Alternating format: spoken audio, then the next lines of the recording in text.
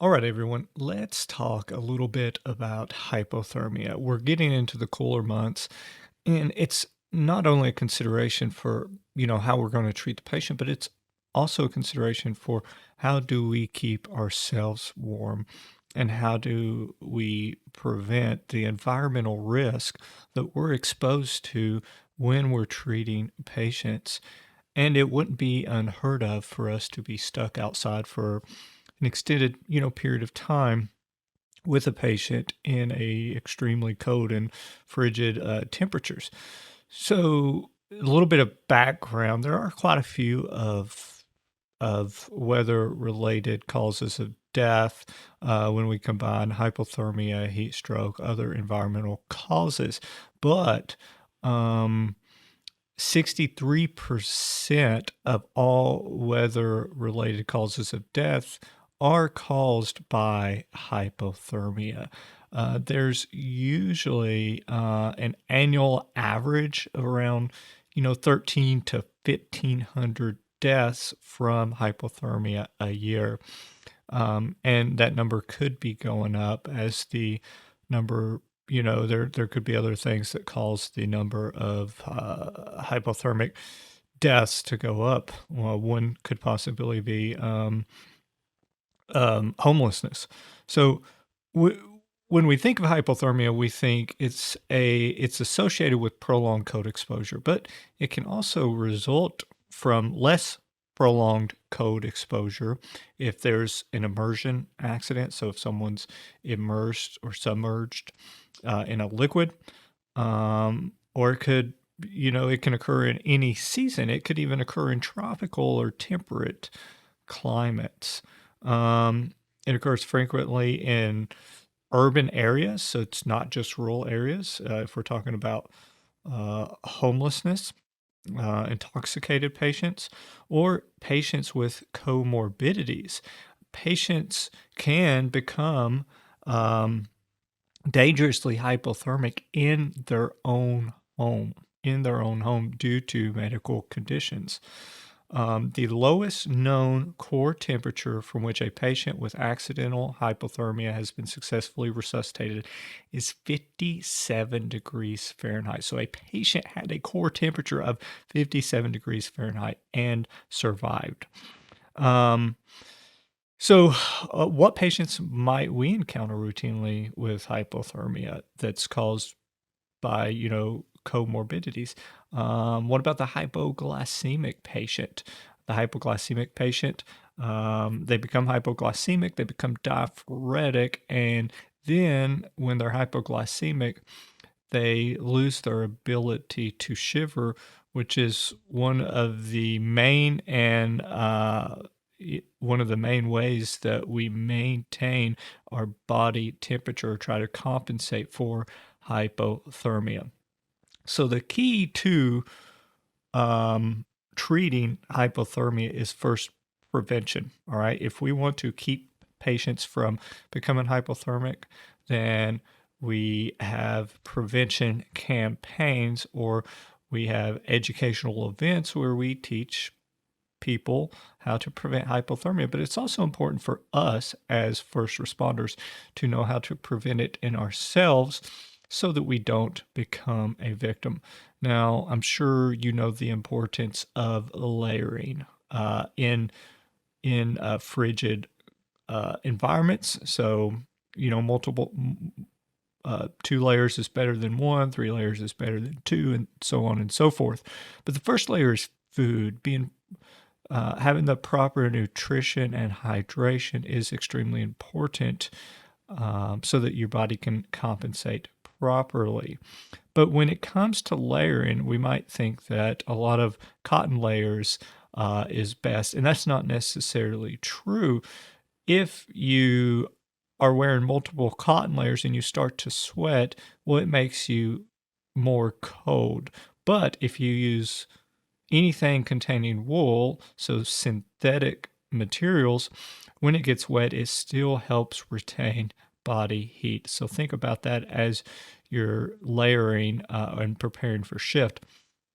gloves and mittens. So you can get wool gloves, wool mittens, or synthetic gloves, synthetic mittens. Mittens have a extra benefit because when your fingers are close together, it keeps everything warmer than if your fingers were spread apart. But of course, it's hard to start an IV if you're wearing mittens. Also, another layer would be a good rain or windbreaker, which is kind of protects you from, it's a vapor barrier, but it's also a windproof layer and a waterproof layer. And if you're deciding on what kind of winter jacket you want to get, down is generally considered the best. That's why down sleeping bags are better than other sleeping bags. They retain heat much better than any other material.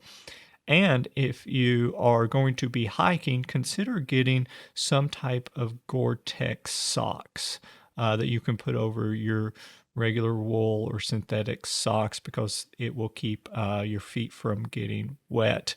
Now, if you're adventuring out this winter, uh, or or you're stuck in a place where you're trying to keep somebody else warm, it is important to know how to properly take care of yourself on these types of excursions.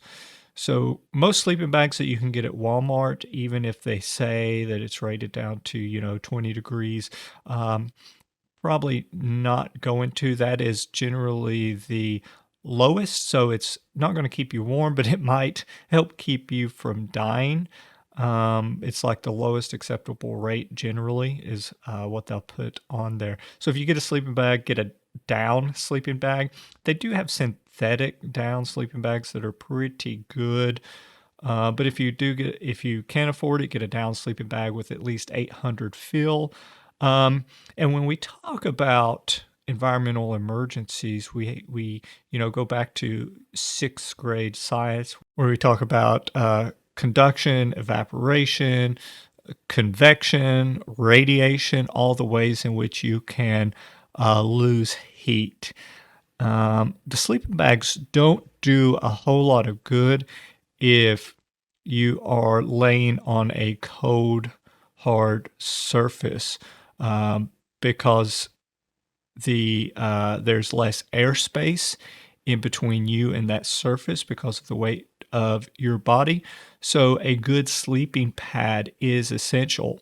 And if you are transporting a patient, um, then wrapping them appropriately, but still putting them on a hard, long spine board or scoop stretcher can still cause them to further lose heat. You think you're doing good, but you're not. And in the past, I have taken trauma patients, trauma victims, made them trauma naked, put a bunch of blankets and heat packs on them, but they were bare on top of the long spine board. We're not doing a whole lot of good if we do that. Sleeping bag liners can add a few degrees of warmth. They have silk, wool sleeping bag liners. Also, bivy sacks. So, bivy sacks are really cool because they can add quite a few degrees of warmth, but they can also protect you from the environment. So, if you're into survivalist type stuff, or you go on long excursions or expeditions, consider getting a bivy sack. Bivy sack. And hot hands. Hot hands are probably the greatest invention that I have found to keep yourself warm when it's really cold outside. Not only do they keep your hands warm, but you can throw a few in your sleeping bag or in your pockets, in your jacket pockets, and they will help keep you warm. They heat up really fast. They maintain their heat for a long time. They can burn you if there's a lot of pressure. So the general rule of thumb of keeping something in between you or the patient and the active heat source still applies. And then, depending on what type of situation you'll find yourself in, um, special rescue situations, if you're talking about water rescue, then, or you're going to be in a wet, swampy area, then nothing beats a wetsuit or a dry suit. Wetsuit is good for like, late spring, early fall, but when it gets really cold, you would need a complete dry suit that will 100% prevent water, or nearly 100% prevent water from getting into the suit. These can be pretty expensive. You might see the fire department wearing these on water rescue type calls. But it is also not uncommon for people to forget to zip the fly or the entry. So some of them are front entry, some are rear entry. So just if you're assisting with the donning of these suits, make sure that they are properly zipped. Now, miraculous recoveries with prolonged downtimes from hypothermia are possible. The old adage of they're not dead until they're warm and dead, that still generally applies with very few exceptions. But there was a case, and if you Google cases of hypothermia, cardiac arrest, you'll find a number of situations or a number of cases where victims have been in cardiac arrest for long periods of time, and have survived to tell the tale. So there was one scenario where there's a 52-year-old Italian mountaineer who fell into a crevice with ice water pouring over him, but he was still able to breathe. And being able to breathe is the key, because if someone suffocates first, think about an avalanche victim. If their mouth is packed with snow or ice and you suspect that they suffocated first or had a cardiac arrest before they then became hypothermic, then you don't get the neurologic protection that you would get if they became hypothermic first and then went into cardiac arrest. But anyway, this Italian mountaineer was rescued after 7 hours. The rescuers were BLS. The patient developed recurrent VFib. There were dozens of defibrillation attempts. After a certain period, they realized that the defibrillations were not working because the core temperature was so low, and they eventually stopped until the core temperature was at a sufficient temperature. What is the physiology? Well, it's kind of self-explanatory. Your body maintains a core temperature in quite a narrow range, generally between 37 plus or minus 0.5 degrees Celsius. And of course, this changes. There are new normals of body temperature that we won't go into, but how do we produce heat? Shivering is the primary method of heat production. It increases the metabolic rate. Shivering in and of itself doesn't necessarily mean that the patient is hypothermic. I'm sure you have shivered and not been hypothermic, but it is a favorable sign if the patient is still shivering and is conscious. When we become hypothermic, how does our body try to conserve heat? Well, vasoconstriction, right? So if your extremities are cold, then it vasoconstricts the vessels in the extremities. It shunts blood from those to the core. Hypothermia is defined as a temperature of 95 degrees Fahrenheit or less. There are multiple things that can accelerate heat loss, one being insulation, another being wet clothing, and another being vasodilators, which alcohol is a vasodilator. So an intoxicated homeless person, you should not immediately assume that they're intoxicated. Only they could be intoxicated and be severely hypothermic. Usually we say, how do we treat? What's the first thing we do for a patient that's hypothermic? Well, we get their clothes off. That only applies really if you need to do so to treat them, examine them. But it's only if the clothes are wet. If they're even just a little damp, that's probably okay.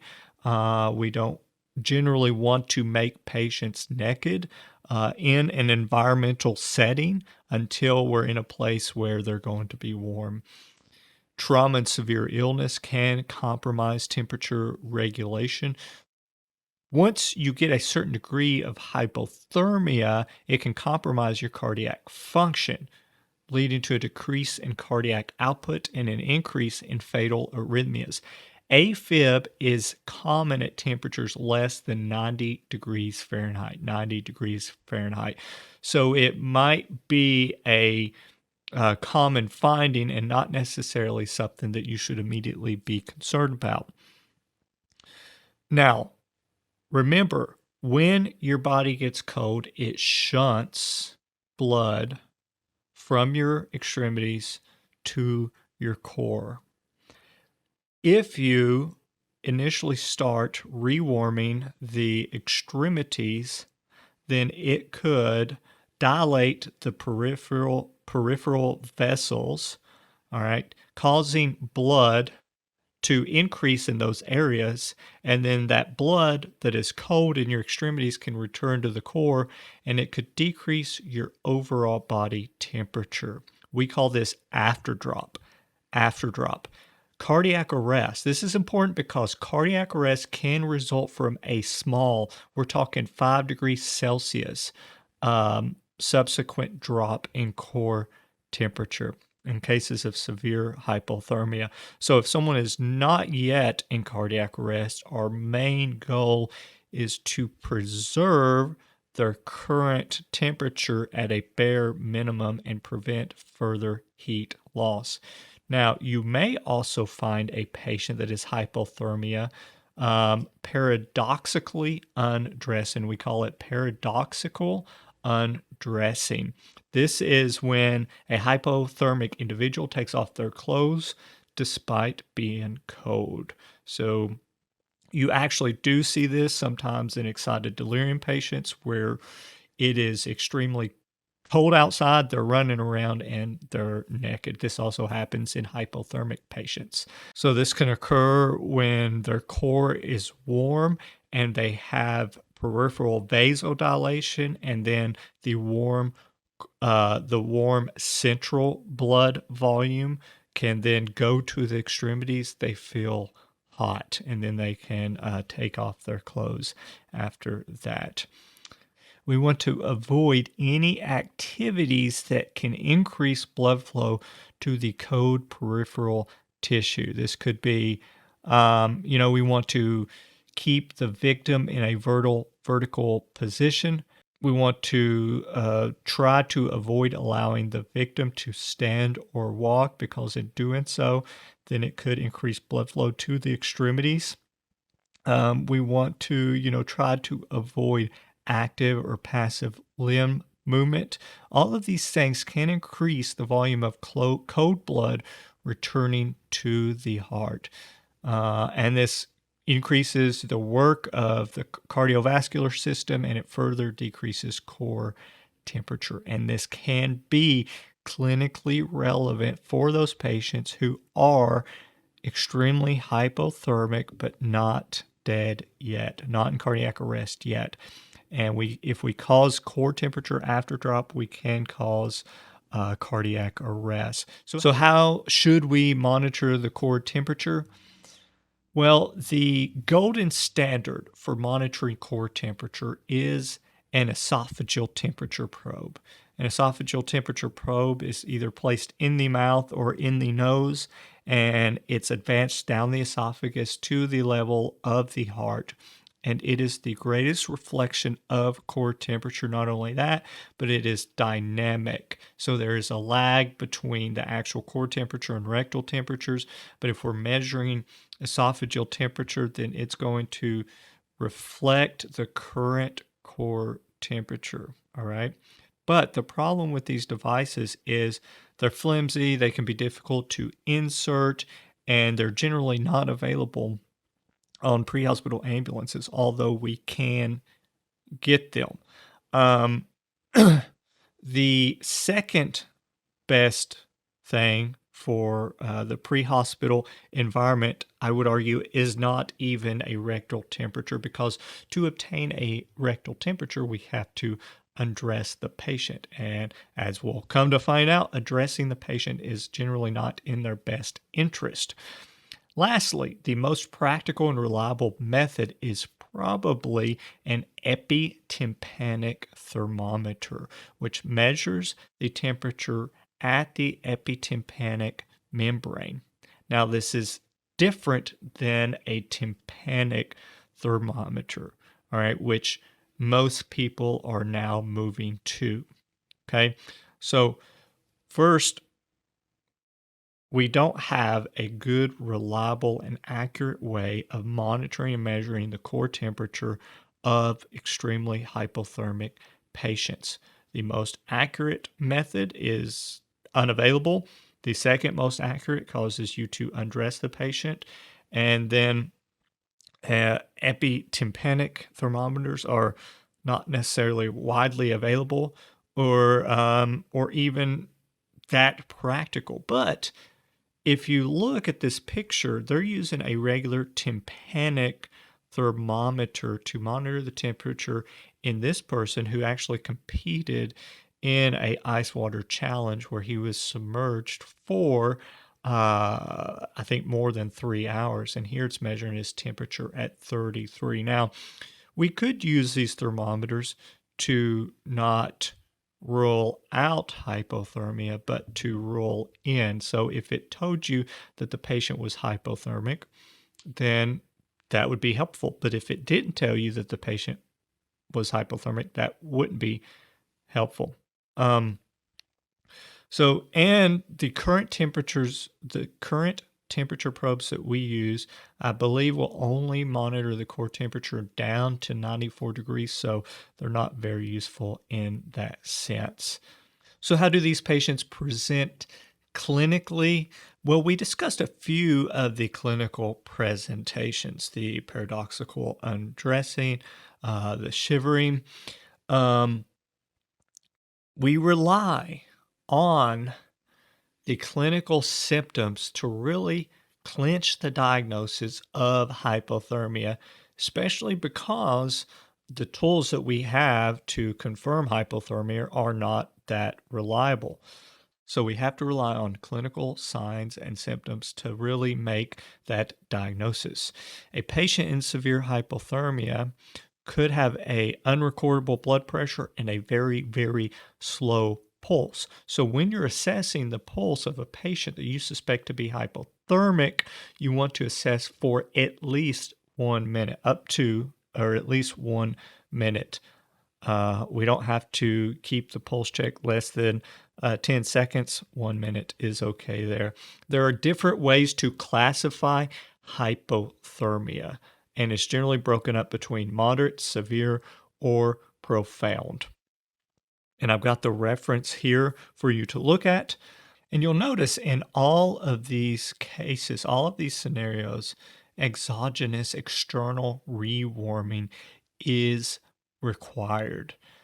Patients can have mild, moderate hypothermia and still be shivering. Shimmering usually stops below a core temperature of 86 Fahrenheit.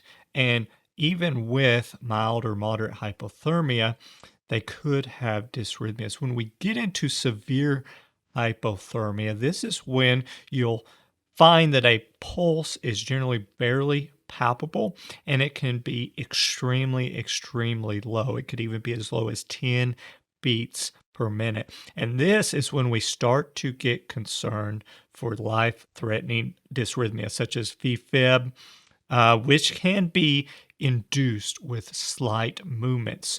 So I'm sure you've been taught to not aggressively move this patient. And in most cases, we're not going to. Now, how aggressively do you have to move them to induce VFib? I don't know, but don't pick them up and put them over your shoulder. Now, this is a useful classification scheme if we could monitor the temperature. But again, we can't reliably. So what do we use? We use the Swiss staging system. Now, you can look at the signs or symptoms and try to memorize those, or you can just look at the scale, look at the look under degree on the left. If it is mild hypothermia, they're generally conscious and shivering. If it's moderate, they might be shivering slightly, but they have altered level of consciousness. If it's severe, they're unconscious, not shivering, and they may or may not have any signs of life. So generally, between mild and moderate, the defining characteristic is their level of consciousness. Does this seem vaguely familiar to heat stroke, in which the defining characteristic is altered mental status?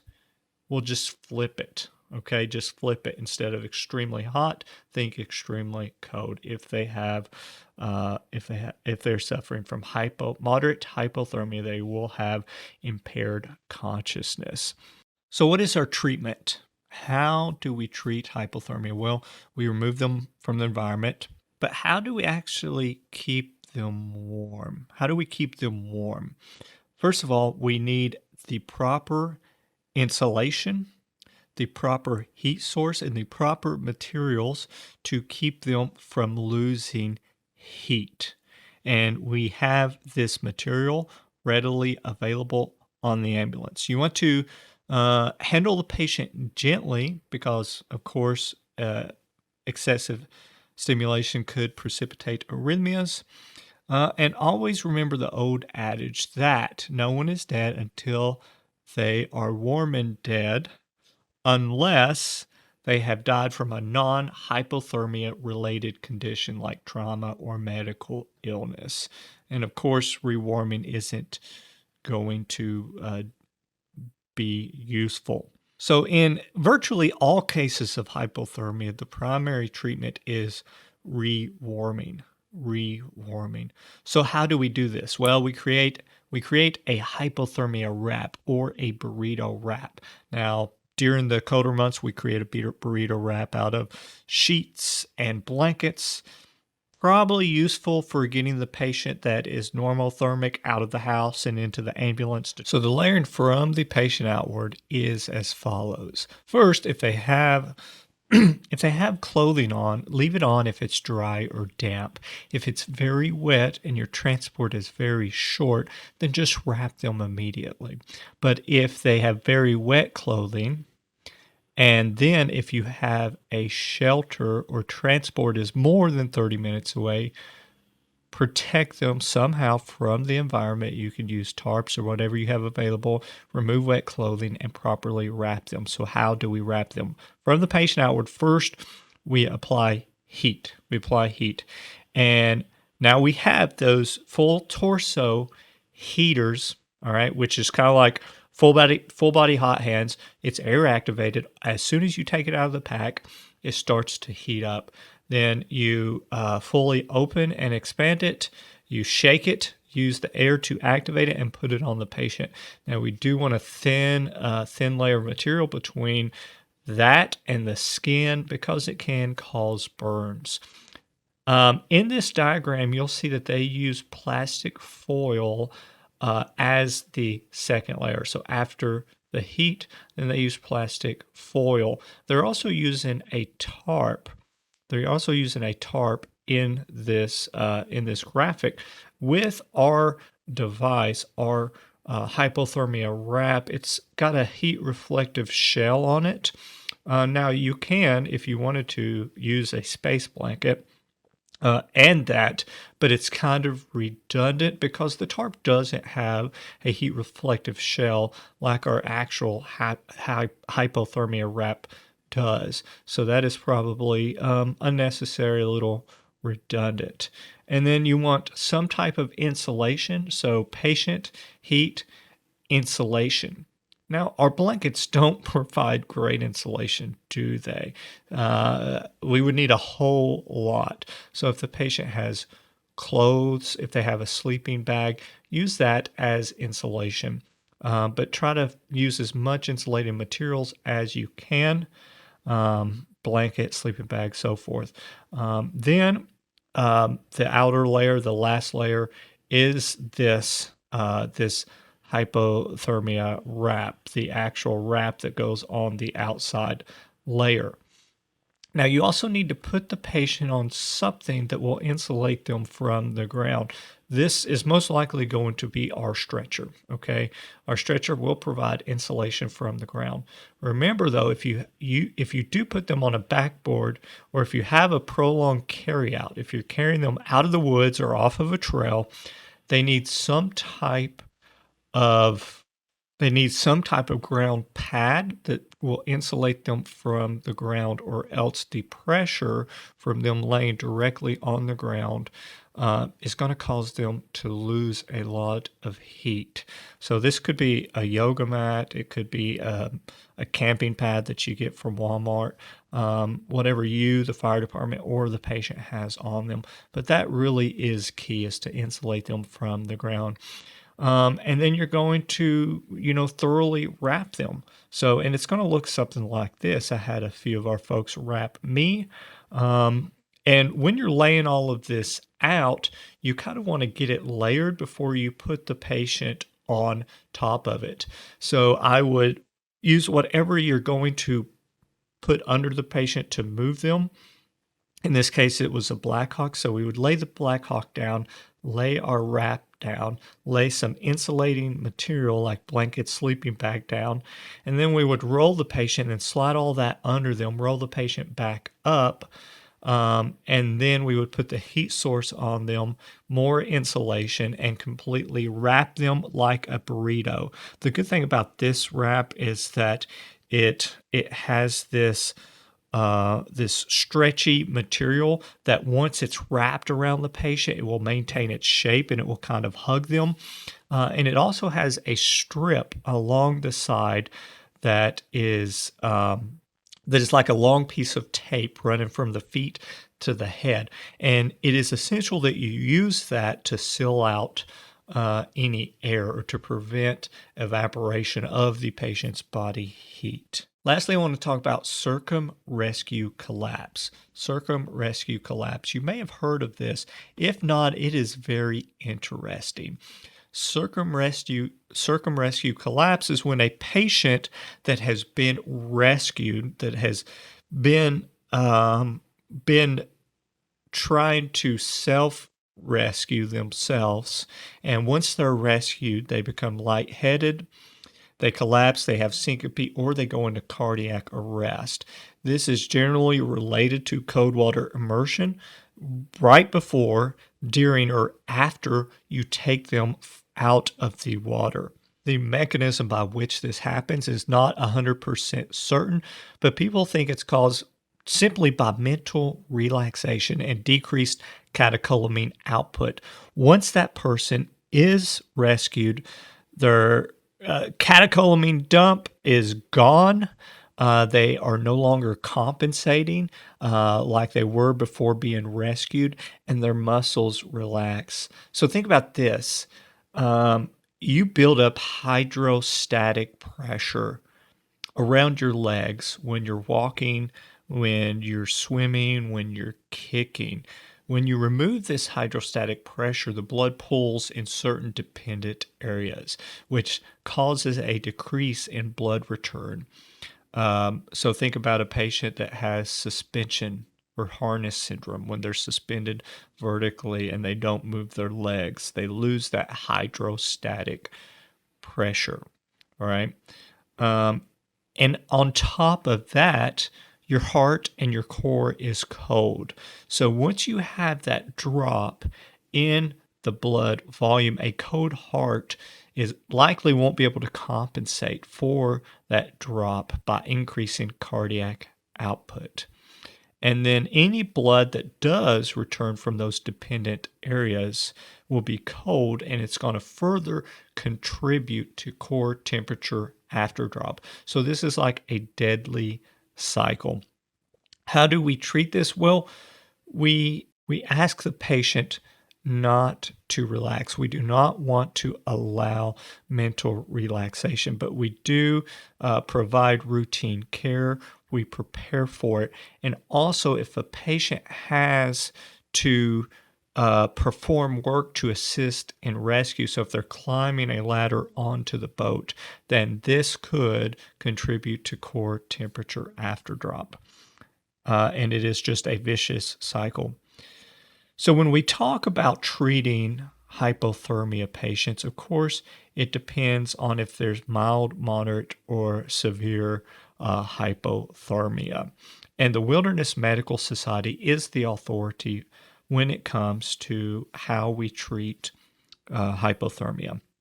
Now, they say that if a patient has normal mental status, um, then we should generally suspect mild hypothermia. If they don't, then we move on down and we treat them for moderate hypothermia. But if we think that they have mild hypothermia, they have normal mental status, then we provide routine standard patient care with passive rewarming and active rewarming. Now, if they do not have normal mental status, moderate hypothermia. Remember, this is the patient that does not have a normal mental status, so that puts them into the moderate hypothermia category. So we treat moderate hypothermia essentially the same as mild hypothermia, except if it's mild hypothermia, then we can treat them, a little less aggressively. But if they have mild hypothermia, then you can provide calorie replacement to help support the shivering. Where it really gets different is if they have severe hypothermia. So basically, we have to ask if there are signs of life or an organized rhythm on the ECG. If there are signs of life or an organized rhythm on the ECG, then we treat them basically as someone who is in cardiac arrest, but there are a few variations to this.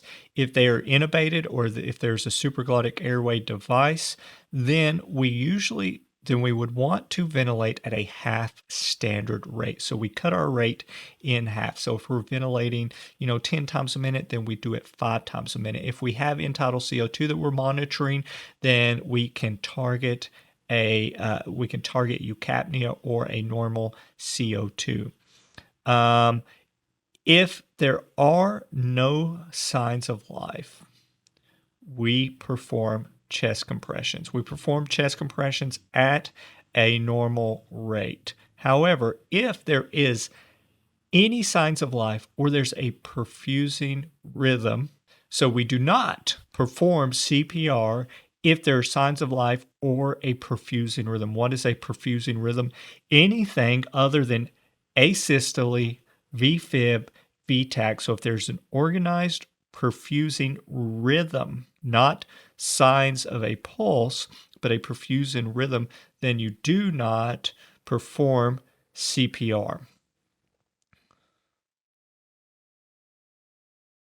I think the thing that confuses most people is trying to decide, when do I give medications and when do I defibrillate? So here's a summary to provide guidance. This is a condensed down version. Withhold medication if the temperature is less than 86.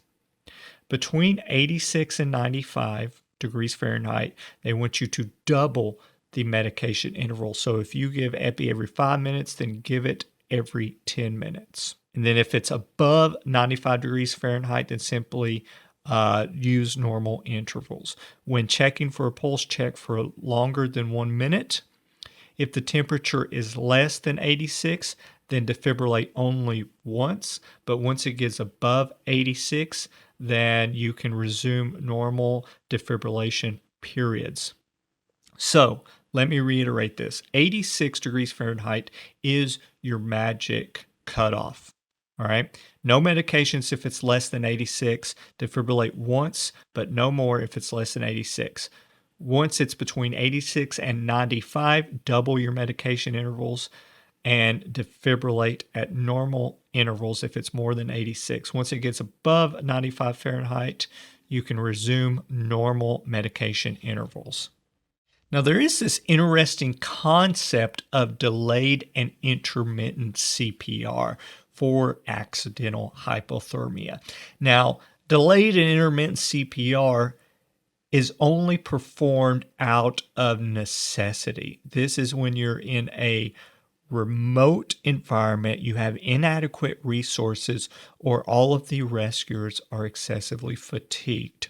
Now, if you have mechanical CPR, use that. But the problem is mechanical CPR devices require batteries, and eventually batteries run out. But usually 2 batteries will get you through most situations in our area. Now, if you don't have mechanical CPR, the way that you do intermittent CPR is you alternate. You do 5 minutes with CPR and you do 5 minutes without CPR. So you alternate. You have alternating CPR periods. So this is only for unequivocal hypothermic cardiac arrest. Unequivocal hypothermic cardiac arrest. So lastly, when you're evacuating the patient, if you have a patient with moderate or severe hypothermia, you must evacuate them. They've lost the capacity to rewarm themselves, and it is extremely difficult to actively rewarm the victims in the wilderness setting. Again, when we're trying to rewarm victims, it is helpful and it is meaningful for us to rewarm them, even if just a few degrees Celsius. But in most situations for moderate or severe hypothermia, we don't have the capabilities to get them to normothermia. We don't have the capability to get them to normothermia. So our number one priority is to prevent the further loss of heat. If a patient is mildly hypothermic, they might not require immediate evacuation if they are able to warm themselves and they don't develop any sequelae from the episode of hypothermia. Patients with severe hypothermia who are hemodynamically unstable or who have a core temperature less than 28 degrees Celsius should be transferred to a hospital, if available, that is capable of providing ECMO or cardiopulmonary bypass if possible. So in our situation, if the patient is hemodynamically unstable and they have severe hypothermia, we're going to take them to UK, which is, most likely to perform ECMO than other facilities. When transporting the hypothermic patient, handle them gently and keep them horizontal. Lastly, I forgot to cover when you do not perform CPR. It is if the patient has a lethal injury, the chest is too stiff for CPR, or there's avalanche barrier greater than 35 minutes and the airway is obstructed by snow. So, of course, we're not going to have avalanche barriers. We're not going to have avalanche burials, but if a patient has an obstructive airway for whatever reason, so if they drowned first and then became hypothermia, then the case of they're not dead until they're warm and dead may not apply. But definitely, if their chest is stiff as a board and you physically can't compress it, then you do not have to resuscitate that patient. Hope that this was helpful. Let me know if you have any questions, and thank you.